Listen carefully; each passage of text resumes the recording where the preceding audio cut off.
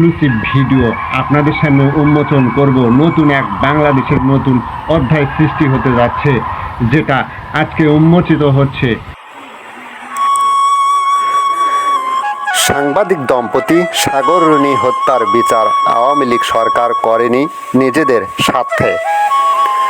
2012 সালের 11 ফেব্রুয়ারি বাংলাদেশের রাজধানী ঢাকায় নিজেদের ফ্ল্যাটে টার্গেট কিলিংয়ের শিকার হবার পর গত এক যুগ ধরে বিচারের বাণী কেঁদেছে নীরবে নিভৃতে। মেহেরুন রুনি কাজ করতেন এটিএন বাংলায়। সামিট গ্রুপের স্বার্থ বিনষ্ট হবে এমন একটি জ্বালানি বিষয়ক এক্সক্লুসিভ রিপোর্ট তৈরি করেছিলেন রুনি, কিন্তু এটিএন বাংলায় প্রচারের আগেই তা আটকে দেয় চেয়ারম্যান মাহফুজুর রহমান। ভেতরে বাহিরে শুরু হয় তোলপাড়। এমতাবস্থায় রুনি তার করা প্রতিবেদনটি প্রকাশের জন্য মাছরাঙ্গা টেলিভিশনে কর্মরত তার স্বামী সাগর সরোয়ারের হাতে তুলে দিলে ওই দিন রাতেই মাহফুজুর রহমান তার ভাই এটিএন বাংলার পরিচালক মাকসুদুর রহমান রঞ্জুকে পাঠায় সাগর রুনির ফ্ল্যাটে। যে কোনো মূল্যে সাগরের ল্যাপটপ উদ্ধার করার মিশন সম্পূর্ণ করতে রঞ্জুর সাথে চুক্তিবদ্ধ হয় ভাড়াটে খুনিরা। যেমন পরিকল্পনা তেমন কাজ। ল্যাপটপ বাজেয়াপ্ত করতে রঞ্জুর ভাড়া করা খুনিরা সফল হলেও নৃশংসভাবে নিহত হন সাগর রুনি দুজনেই। হত্যাকাণ্ডের পরদিন রঞ্জু গ্রেপ্তার হলেও মাহফুজুর রহমান প্রভাব খাটিয়ে তার ভাইকে ছাড়িয়ে আনে। তার একদিন পর দেশ ছেড়ে পালায় রঞ্জু।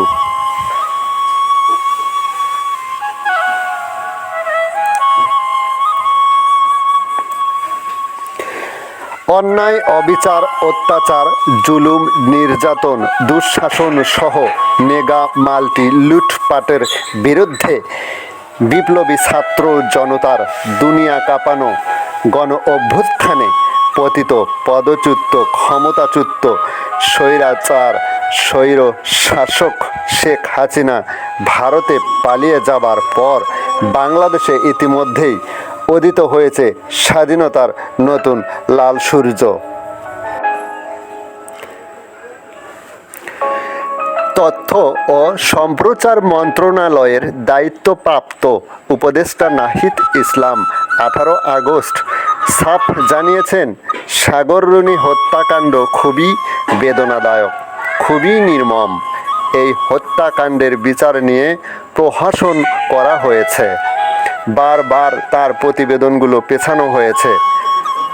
পূর্ণ তদন্তের মাধ্যমে আমরা দ্রুত বিচার নিশ্চিত করব।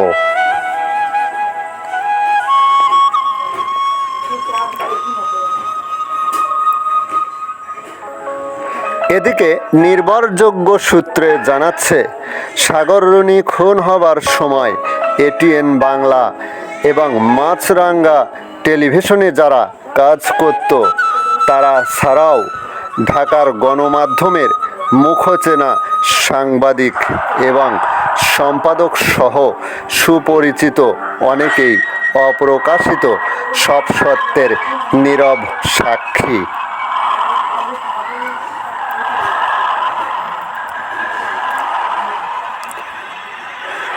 কিন্তু জানের ভয়ে কেউই মুখ খোলেনি আওয়ামী লীগের এই আমলে।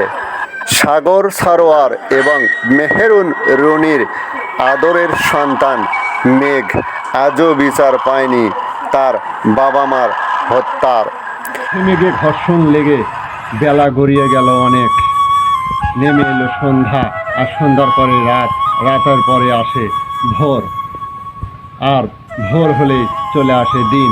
ঠিক তেমনি সাগর রুনির জীবনের এই ইতিহাস এবং এই ঘটনাটি ঠিক এই রাত এবং দিনের মতোই এতক্ষণ অন্ধকারে নিমজ্জিত ছিল এক যুগ ধরে, আর সেটা উন্মোচিত হচ্ছে দিনের আলোতেই। তাই সারা বাংলাদেশের মানুষ তৃপ্তি নিয়ে যেন আসল খুনিদের বিচার পায় এবং আনন্দে সারা বাংলাদেশের মানুষ যেন তৃপ্তিতে অনুভব করে যে আগামীতে এই ধরনের কোনো কাজ এবং নৃশংস বিভৎস ঘটনা আর কেউ কোনো খুনি সাহস না পায়, সেই তৃপ্তি নিয়ে স্বাধীনতার সূর্য উদিত হয়ে সঠিকভাবে তাদের বিচারের কাঠগড়ায় এনে মানুষকে কঠিন বেড়াজাল থেকে মুক্ত করা হোক।